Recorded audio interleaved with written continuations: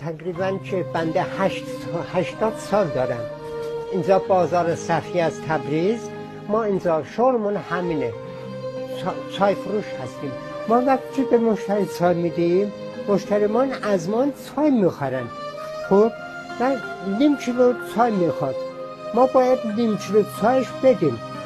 ما که به این مقابل پاکتش یه پاکت هم زیر وزن گذاشتیم، عدالت را رعایت میکنیم که حقیقتا درست نیم کیلو به مشتری چای بدیم. یه مقدارم سنجیم میدیم که مشتری رضایت داشته باشه. بله این پاکتش من میذارم زیر وزنه.